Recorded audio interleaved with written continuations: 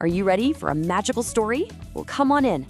Today, we're traveling to ancient China to visit a very powerful emperor and his incredible garden. But this is no ordinary garden. It holds a secret that changed an entire kingdom. So here's a little puzzle for you. How could one tiny little flower possibly change a whole kingdom? I mean, that sounds kind of impossible, doesn't it? Well, you're about to find out. Okay, so let's set the scene. Our story begins in the most beautiful place you can imagine, the Emperor's Garden. You'd think a place like this would be full of happy noises and smiles, but it wasn't. It was quiet, and something very, very important was missing. Wow, just look at this. On one side, you see his garden. It had everything. Giant stone walls, the most perfect rare flowers you've ever seen, and fountains that sparkled with real gold. But look at the other side. That's what was going on inside the emperor's heart. Even with all that power and all that perfect stuff, he was just sad. He felt totally alone in his big, empty, quiet world. But just when it seemed like nothing would ever change, a tiny hero was about to pop up. And believe me, this hero was not what anyone expected at all. So, way outside those tall stone walls where the emperor couldn't see, a little bit of magic was just getting started. It's funny, you know? Sometimes the biggest, most amazing changes begin in the smallest, quietest places. And who started this magic? It wasn't a mighty warrior or a powerful queen. Nope, it was just a kind gardener with a good heart and dirt on his hands. And what did this gardener do? He didn't do something big and flashy.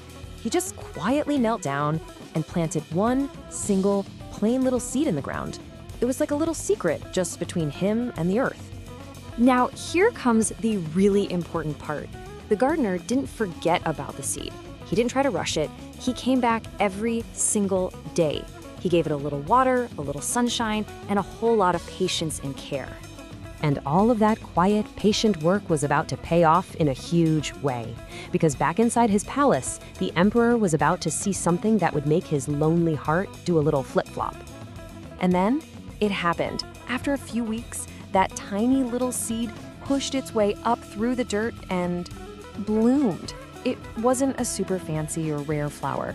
It was just simple and bright and so alive. So one afternoon, the emperor was looking out over his perfect, silent garden when his eyes caught something. That one little flower growing all by itself outside the walls. And for the first time in a long time, he didn't just look, he really saw it. And right at that moment, looking at that simple, happy little flower, a brand new feeling popped up inside the emperor's chest. It was a feeling he had never, ever felt in his perfect garden. It was joy, like a warm, happy little bubble right in his heart. That one little feeling of joy was like a spark. It gave the emperor the biggest, best idea he'd ever had.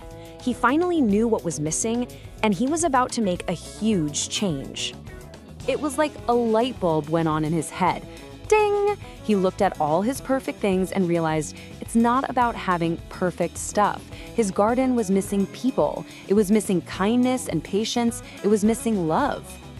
And you know what he did next? Something amazing. He shouted, "Open the gates!" And for the first time ever, the giant palace gates swung open for everyone in the whole kingdom to come inside. And just like that, the quiet, lonely garden came alive.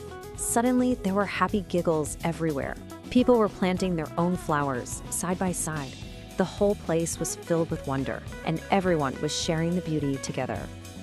What an incredible change, right? This whole story has a really special secret message inside it, just for us, so let's figure out what it is.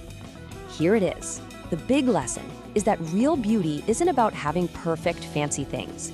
True beauty grows and blossoms when we share it and when we take care of things and each other with kindness and patience. Okay, pop quiz time. Let's see what you remember. First question, way back at the beginning of the story, what did the emperor care about the most? Think about it.